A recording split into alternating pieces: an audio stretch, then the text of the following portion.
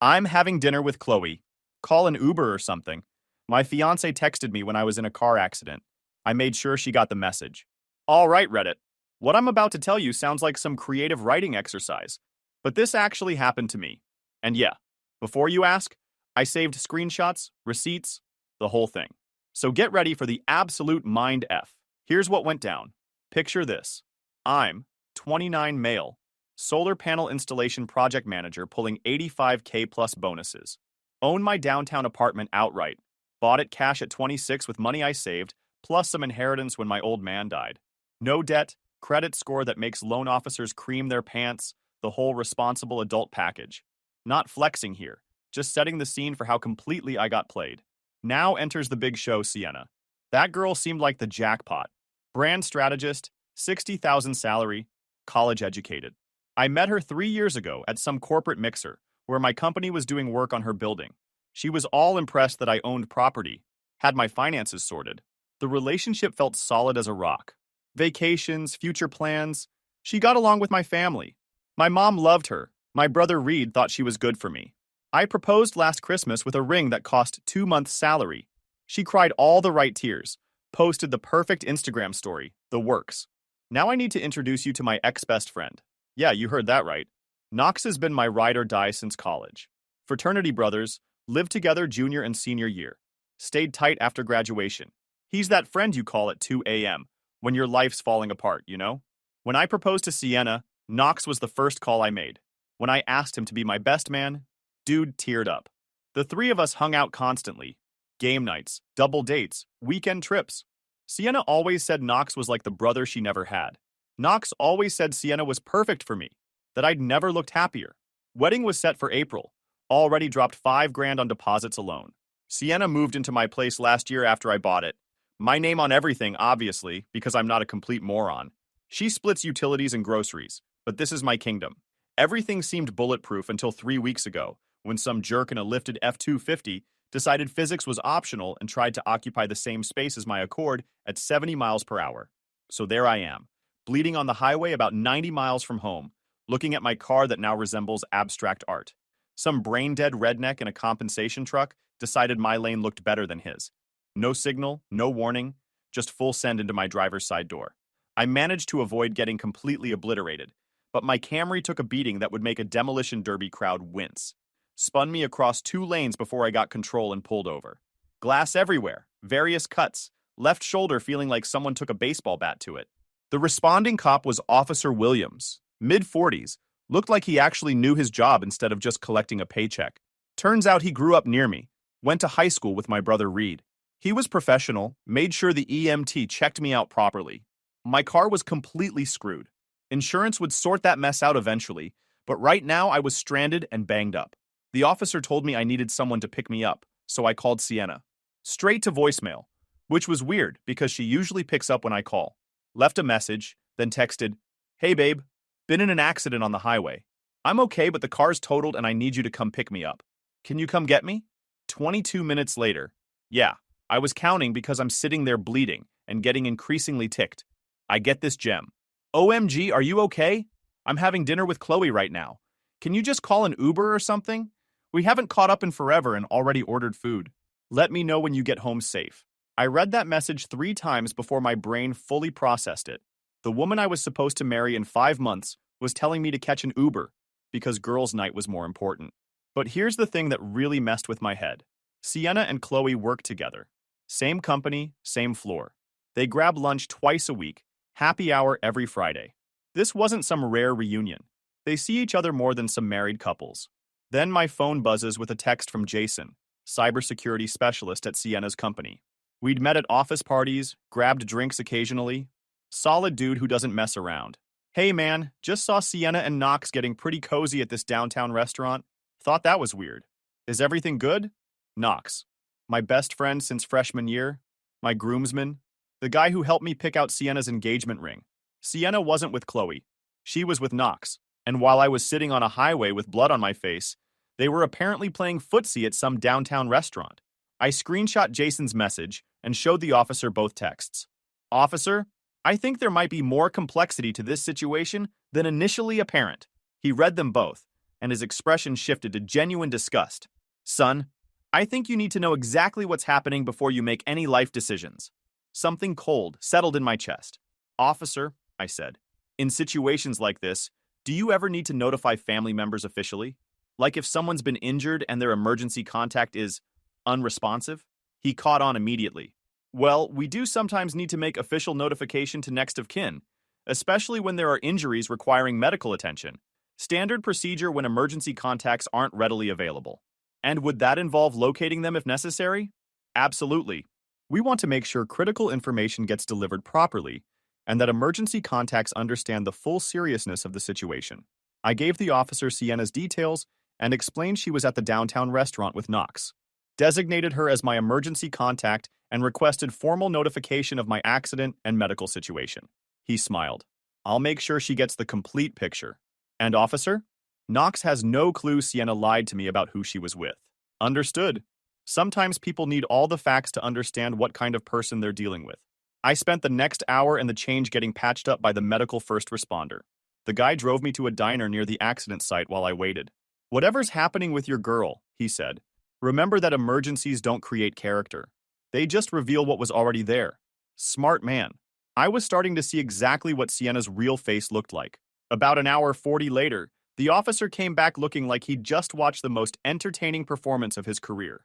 Notification has been successfully delivered, he said. Your fiancé should be here within the hour. You definitely need to hear how this went down. The officer had walked into the downtown restaurant around 4 p.m. in full uniform. The place went dead quiet. You know how rooms get when law enforcement makes an entrance. The restaurant's got this open layout. Nowhere to hide. Everyone can see everything. He asked the hostess for Sienna by name, showed his badge, and said he needed to deliver important information regarding a traffic accident. The hostess pointed to a corner booth where Sienna was sitting across from Knox. According to the officer, they looked exactly like what they were. Two people who were way more than friends. Sienna was wearing that black dress I bought her for her birthday, hair done up like she was on a proper date. They had their heads close together, her hand resting on his forearm. The officer approached their booth and asked Sienna to confirm her identity. When she nodded, he delivered the news in his official police voice. Ma'am, I need to inform you that Asher has been involved in a motor vehicle accident on the highway. He has sustained injuries and is currently awaiting pickup by his designated emergency contact. The entire restaurant went silent. Sienna immediately started asking the expected questions. How bad? Was I okay? What hospital? But her very first question after the basics? Wait, why are you here? How did you find me? Ma'am, the injured party listed you as his emergency contact and requested official notification. He indicated you were unavailable by phone and provided your current location. That's when Knox started looking genuinely confused and uncomfortable. Because he realized Sienna had gotten a text about me being hurt and hadn't mentioned it. Sienna started trying to explain. The officer let her talk for about 30 seconds, then delivered the killing blow. Ma'am, your fiancé has sustained injuries requiring medical evaluation and has been without transportation for over 90 minutes.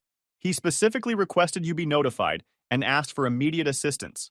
According to the officer, you could have heard a mouse pee on cotton in that restaurant. Sienna's explanation had just announced to a room full of strangers that her injured fiancé had called her for help and she'd blown him off to keep eating with another man.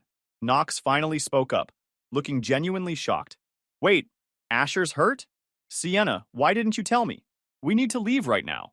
Sienna had to admit, in front of a uniformed officer, in front of Nora from her work who happened to be there, in front of a restaurant full of witnesses, that she'd gotten my emergency text and decided their date was more important.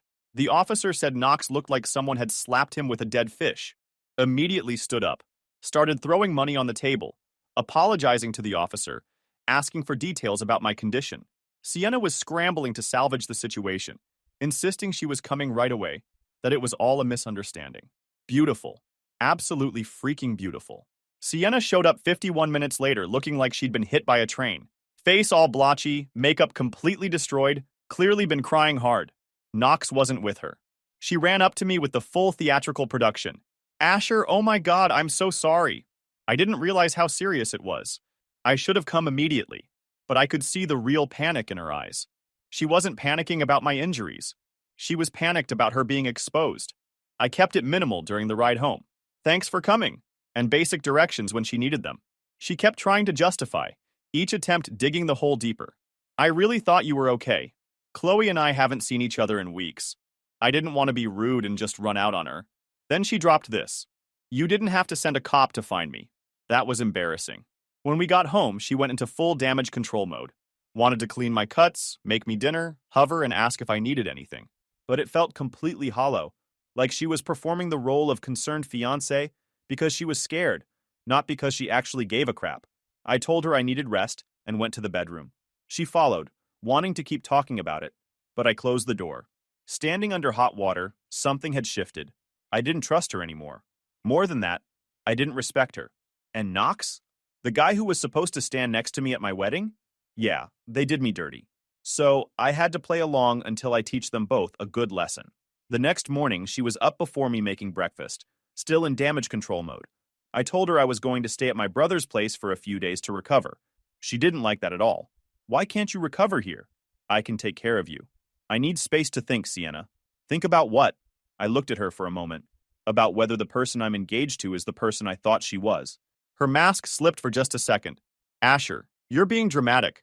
I made a mistake, but that's not a mistake. That's character. I left her standing in my kitchen, looking like someone had just told her Santa wasn't real. So, my brother Reed lives 20 minutes across town in this converted warehouse he bought and renovated himself. He's 5 years older, built like a defensive lineman. When our dad died, Reed handled everything while I was still processing. He sees problems and immediately starts working solutions. I told him the whole story. He listened without interrupting, getting more ticked off as details unfolded. So let me get this straight. Your fiancé was on a date with your best friend while you were bleeding on a highway. That's about the size of it. Brother, you need to cut them both loose, today, and you need to make it count.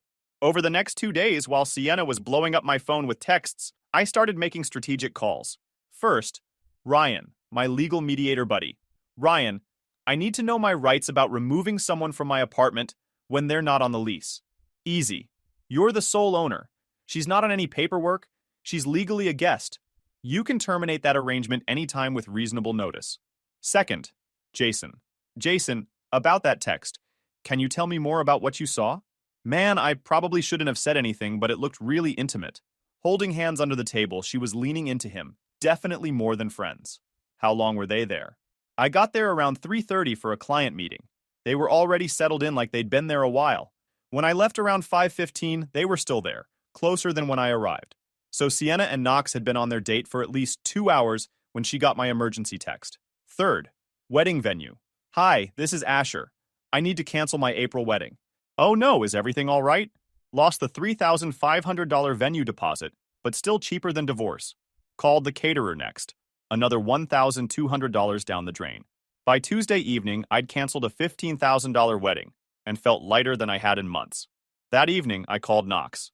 Time to see how good an actor my best friend really was. Knox picked up on the second ring, voice full of what sounded like genuine concern. Dude, I heard about the accident. Holy crap, are you okay? Sienna said you were pretty banged up. Interesting. Yeah, I'm fine. Listen, I need to talk to you about something important. Can you come by Reed's place tonight around 7? Of course, man. Whatever you need. When he showed up, I was sitting on Reed's front porch. He looked nervous getting out of his car, which told me everything. Reed was inside but positioned by the window, just in case things got physical. I didn't waste time with pleasantries. Knox, I know you were with Sienna yesterday. I know she lied about being with Chloe. And I know something's been going on between you two. Knox's face went white as paper. He opened his mouth to deny it, but I held up my hand. I'm not asking for a confession, and I'm not interested in explanations. I'm telling you 3 things. 1, you're out of my life permanently. 2, if I see you anywhere near me or my property, we're going to have problems. 3, you can have Sienna. She's your problem now. He was speechless. Then he finally spoke. Bro, trust me, there's been a misunderstanding. Sienna and I were just, don't contact me again. I cut him, then I stood up and walked toward the door. He tried to say something, probably more lies, but I was already inside with the door closed. Reed told me later Knox sat in his car for almost 30 minutes before driving away. But Knox wasn't done performing yet. The next morning, my phone started blowing up with texts from his number. Asher, I don't know what Sienna told you, but nothing happened between us. We're just friends. Seriously, man, you're my best friend. I would never do that to you. Sienna's been having problems with your relationship and needed someone to talk to. That's all. Please don't throw away 12 years of friendship over a misunderstanding. Each text made me angrier. This jerk was still lying to my face even after I'd caught him red-handed. Still trying to manipulate me, still thinking I was stupid enough to believe his nonsense. I blocked his number and moved to the next phase of removing Sienna from my life. Thursday morning while Sienna was at work, I went back to my apartment, already arranged for a locksmith to meet me there. New deadbolt, new handles, new keys. Then I systematically packed all of her belongings. I loaded everything into my truck and drove it straight to her company downtown, walked into their office building and approached the security desk. I need to deliver personal items to Sienna and branding. When Sienna stepped off the elevator and saw me standing there with 8 boxes of her entire existence, her face went through every emotion in about 5 seconds. Asher, what the heck are you doing? Returning your property. I changed the locks. You no longer live there. You can't just kick me out. We live together. I have rights. Yes, I can. My apartment, my lease, my deed. You were a guest who's no longer welcome. This is ridiculous. You're being completely unreasonable over one little mistake. What about my stuff that's still there? You have until Sunday at noon to collect anything I missed. Text me when you're coming. After that, it goes to Goodwill. Quick pause, fellas. YouTube just dropped this new hype feature. If you're hooked on this story, smash that hype button. It tells YouTube this video deserves to blow up, and it keeps even crazier stories coming your way. Thanks so much for your support. All right, back to the drama. Asher, you're acting like a child. We need to talk about this like adults. Adults don't mess around with their partner's best friend behind their back, Sienna. Her face twisted into something ugly. I don't know what lies Knox has been telling you. Knox told me everything. Keep lying. It's really working for you. He didn't. I just wanted to mess with her head and watch how far the lies would go. I walked out while she was still processing that her cover story had more holes than Swiss cheese. When she got to my building that evening and discovered her key didn't work, she called me 19 times in 30 minutes. I let every call go to voicemail, then sent one text. Apartment lease is solely in my name. You were a guest. That arrangement has been terminated. The voicemail started sweet and escalated to full psycho. The highlights. Asher, please call me back. We can work this out. I can't believe you'd be this cruel to someone you're supposed to love. Fine, be a freaking jerk. Knox was right about you being controlling. You're going to regret this. I'm the best thing that ever happened to you. And my personal favorite, I hope you enjoy being alone for the rest of your pathetic life. There it was. The real Sienna finally showing her true face. Entitled, manipulative, and nasty as heck when she didn't get her way. She tried calling from different numbers. I blocked them all. Friday evening, she started showing up at my job sites, making scenes in front of my workers and clients. That's when I called the officer about harassment laws and Ryan about legal options. Ryan helped me draft a professional letter to her company explaining that their employee was engaging in workplace harassment affecting my company's operations. That got Sienna's attention real quick. The workplace visits stopped immediately, but I wasn't done with Knox. Not by a long shot. Knox works at a small but successful engineering firm downtown, where reputation matters. Here's the beautiful part. His boss, Max, happens to be a client of my construction company. We'd collaborated on 3 major projects. Guy's old school. Values loyalty, honesty, integrity. Monday morning, I called him. Hey, Max, want to grab lunch this week? I've got a potential project I'd like to discuss. We met Wednesday at this steakhouse Max frequents. Discussed business first, legitimate strip mall project. Then conversation naturally shifted to personal topics. I mentioned I'd recently had to remove my former best friend from my wedding party due to character issues. Damn, that's tough, Max said. Yeah, especially when it involves your fiancé. Ex-fiancé, I should say. He set down his fork. We talking about someone I know? Knox, my best friend for 12 years, was going to be my best man. I gave him the facts. No filter. How long has this been going on? Max asked. Based on what I've pieced together, at least several weeks before the accident. Maybe longer. He was quiet for a long moment. Asher, I appreciate you telling me this. In our business, character matters. A man who'd betray his best friend, that raises serious questions about his judgment and integrity. 3 weeks later, word around the engineering firm was that Knox had been passed over for the promotion everyone expected him to get. Seems the partners had developed concerns about his professional judgment. Meanwhile, I ran into Lyra, Knox's girlfriend of 2 years, at the grocery store. Asher, I heard about you and Sienna splitting up. I'm really sorry. Thanks, Lyra. How are you doing? She glanced around, then moved closer. Can I ask you something? Did Knox ever mention anything about Sienna that seemed off? What makes you ask? I found some texts on his phone about a month ago. Nothing explicit, but definitely flirty. When I confronted him, he said Sienna was having problems in your relationship and needed a friend to vent to. I looked her straight in the eye. Lyra, I can't tell you what to do, but I can tell you Knox wasn't just being a supportive friend. Lyra's face went through the same realization I'd experienced. I knew it. I freaking knew something was going on. 5 days later, Knox was single too. Lyra had gone full forensic accountant on his phone and found months of evidence. Secret social media interactions, deleted messages, photos that left no doubt. Knox tried to minimize it, but Lyra wasn't buying his nonsense. She packed his stuff and left it on his porch with a note. Find somewhere else to get your emotional support. 2 weeks after that, I heard Knox had moved back in with his parents. Between losing Lyra, getting passed over for promotion, and dealing with whatever drama was happening with Sienna, he'd burned through his savings. That's when Sienna played her final card. 2 months had passed. I was settling into what felt like my actual life. Work was great, hitting the gym regularly, hanging out with Reed more. Started seeing Ren, a paramedic I met through one of Reed's friends. A smart woman, respectful, funny, actually shows up when she says she will. When I told her about Sienna's response to my accident, her reaction was immediate. That's not someone who loves you. That's someone who loves what you provide. Then Tuesday evening, around 6 p.m., my building manager called. Mr. Asher, there's a young lady in the lobby who says she's your fiancé and needs to speak with you urgently. Claims there's a family emergency. Through my security camera, I could see Sienna sitting in the lobby, looking like absolute heck. Hair messy, clothes wrinkled, like she hadn't slept in weeks. I told the manager to inform her we were no longer engaged and she needed to leave. 10 minutes later, he called back. She's refusing to leave, sir. Says she'll wait all night if necessary. I decided to go handle it myself. She practically jumped out of her chair when she saw me. Asher, please. I know you don't want to see me, but I have something important to tell you. You've got 1 minute. I'm pregnant. With your baby. I found out 2 weeks ago. Great. Now she decided to use the baby card. Ended up making things worse for herself. But hold on. I'm jumping ahead. The timing seemed convenient as heck. How far along? About 10 weeks. 10 weeks would put conception right around my accident, maybe a few days before. We'd got intimate that weekend before everything went to heck, so it was mathematically possible. Barely. Sienna, I'm not getting back together with you because of a pregnancy, and I need official medical documentation before we discuss anything. She started crying. I can't do this alone, Asher. I know I made terrible mistakes, but we can fix this. For the baby's sake. No, we can't fix anything.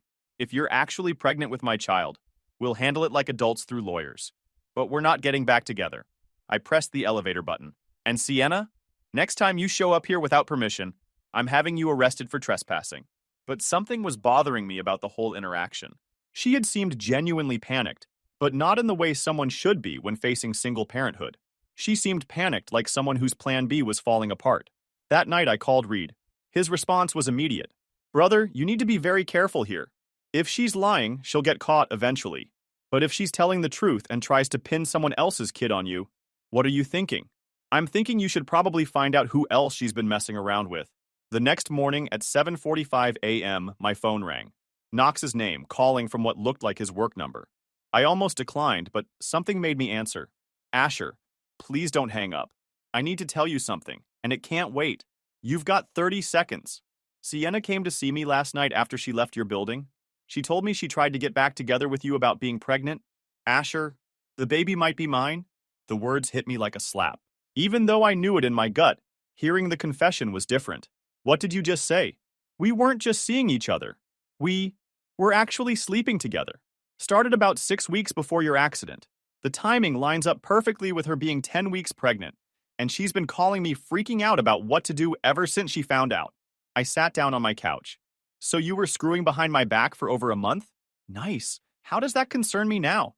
You just confessed everything I already knew since the accident. Asher, I know how messed up this sounds, but I thought hearing from me would help fix things. No, you're only telling me now because you're scared of 18 years of child support. That's not why I'm calling. Nonsense. Let me tell you what really happened. You spent months lying to my face while sleeping with my fiancé. You helped me plan a wedding you knew was built on lies.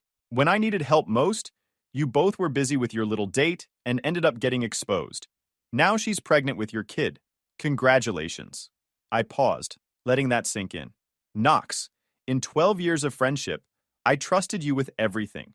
You threw all of that away to stick your junk in my woman. I know I messed up, but man, hear me for a minute. I really do regret it all. You didn't just mess up. You betrayed someone who loved you like a brother. That's who you are. And now you're dead to me. I hung up and blocked his work number. 2 days later, Sienna showed up at my apartment building with reinforcements. She came with her mother Vera and her toxic friend crew. Tessa, Chloe, the supposed alibi, and Nora from her work. They were waiting in the lobby like some discount revenge squad when I walked in from the gym. Vera stood up immediately, pointing at me like I was on trial. Asher, I cannot believe how you've treated my daughter. She's pregnant with your baby and you've abandoned her like some... I interrupted. With all due respect, that's not my baby. Her face went red. How dare you suggest my daughter would lie about... Your daughter's been sleeping with my best friend for months. He admitted it, and now you know it too. Her mouth fell open. The squad started whispering among themselves. Sienna was tearing up again.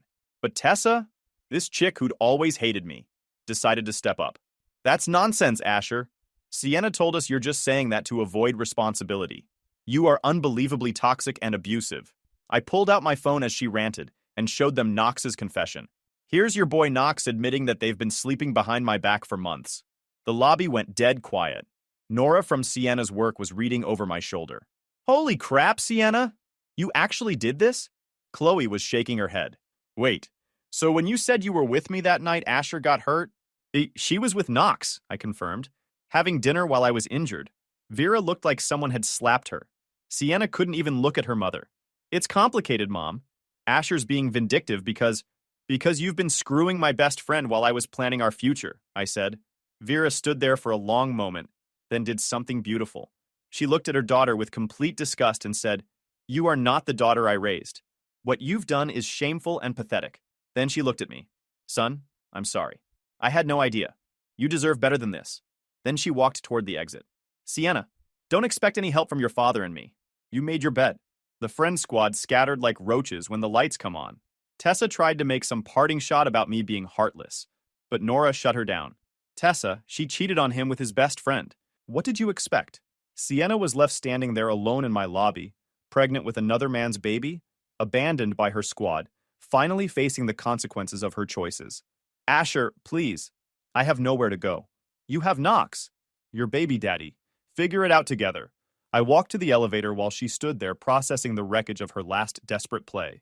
That conversation in the lobby should have been the end of it. What happened next was like watching a train wreck in slow motion, fascinating and horrible at the same time. Word travels fast in our social circle, and within days everyone knew the real story. The mutual friends who'd been giving me grief about abandoning Sienna suddenly got very quiet. Her company started treating her differently too. Jason told me Nora had spread the story around the office. Hard to maintain professional respect when everyone knows you tried to commit paternity fraud against your ex-fiancé. 2 weeks after the lobby confrontation, she made one last desperate play that backfired so badly. She somehow got my address at Reed's place and showed up Sunday morning around 10 a.m. with a freaking U-Haul truck. Not kidding. Actual U-Haul. She was unloading boxes onto his front lawn like she was moving in. Reed came out first, took one look at the situation, and called me. Brother, your crazy ex is trying to set up camp on my front yard. I drove over to find Sienna arranging boxes, like she was staging some kind of homeless refugee camp. She looked even worse than before. The whole desperate person aesthetic. What the heck are you doing? I have nowhere else to go, Asher. My parents won't let me back home. Knox is living with his parents and won't return my calls. I got evicted from the place I was staying. You did this to me. She gestured at her pathetic box collection. Look what you've reduced me to. I'm homeless because you couldn't forgive one mistake. That's when Reed stepped in, and I've never loved my brother more. He looked at her with the kind of cold contempt usually reserved for people who kick puppies. Lady, let me explain something to you. My brother didn't reduce you to anything. You did this to yourself. She started crying again, her go-to move when reality got too harsh. I made mistakes, but... Mistakes? Reed laughed. What you did was calculated betrayal followed by attempted fraud. The fact that you're homeless isn't Asher's problem. It's the natural consequence of your crappy life choices. But I'm pregnant, with someone else's baby. Reed pulled out his phone. You've got 10 minutes to get your junk off my property before I call the cops for trespassing? She looked at me one last time with those desperate eyes. Asher, please. For what we used to have. What we used to have was built on lies. I'm not your backup plan, Sienna. I never was. She loaded her boxes back into the U-Haul and drove away. Reed and I watched from his front porch. Think that's finally the end of it? He asked. God, I hope so. But it wasn't quite over yet. 3 days later, I got a call from Max. Yo, Asher, thought you should know. Knox was terminated yesterday. What happened? Turns out he'd been using company resources for personal business. Our IT department found evidence he'd been conducting his affair on company time, personal video calls during work hours, extensive personal messaging through company systems, even using our conference rooms for private calls with his girlfriend. The girlfriend he was referring to was Sienna. When we confronted him about it, he tried to deny everything at first. But we had logs showing hours of personal video calls to the same number during work time, message history in our company chat system, and badge access records showing unauthorized conference room bookings. That's when we realized we had a problem that went beyond just misuse of resources. A week later, I heard through Jason that Knox was working at some dead-end temp agency, bouncing between construction sites doing manual labor for barely above minimum wage. Karma can be like that. Absolutely beautiful. But the absolute best part? It came a month after that. I was having dinner with Ren at this Italian place downtown when guess who walks? Sienna's father, Sterling. He spotted me immediately and came over to our table. Sterling's always been a straight shooter, retired military. I'd always respected him and thought he felt the same way about me. Asher, I hope you don't mind me interrupting your dinner. Not at all, Sterling. Sterling nodded politely to Ren, then looked back at me. I wanted to apologize personally for my daughter's behavior. Vera told me everything that happened. You don't need to apologize, sir. Actually, I do. We raised her better than that. He paused, looking genuinely ashamed. I also want you to know that she and Knox came to us last week asking for money to help with the baby expenses. What did you tell them? His smile was grim. I told them if they wanted to play house behind your back, they could figure out how to pay for it themselves. He shook my hand. You're a good man, son. You deserved better than what our daughter gave you. I hope you and Ren are very happy together. After he left, Ren squeezed my hand. That must feel pretty good. You know what? It really does. 6 months after everything started, I heard Sienna had the baby. Word is it looks exactly like Knox. Same eyes, same nose, absolutely no doubt about paternity. They're supposedly trying to make it work for the baby's sake, but according to mutual friends, they're both miserable. Knox is still bouncing between temp jobs, can't afford his own place, living with his parents and a crying baby. Sienna's working part-time at some retail job because her branding career imploded after everyone found out about the affair and fraud attempt. Last month, I got a wedding invitation in the mail. No return address, but I recognized Sienna's handwriting. She'd actually had the balls to invite me to her shotgun wedding to Knox. I showed it to Ren over coffee. She read it and started laughing. Is she serious? Apparently. I threw the invitation in the trash and took Ren out for a nice dinner instead. Ren and I are talking about getting engaged ourselves now. She's everything Sienna wasn't. Honest, loyal, shows up when it matters, doesn't screw my friends behind my back. Revolutionary concept, right? The best part about all this? I didn't have to destroy them. They destroyed themselves. I just refused to clean up their mess and let the natural consequences of their crappy choices play out. Sometimes the best revenge is really living well. Trust karma? It won't be kind. Peace out, Reddit.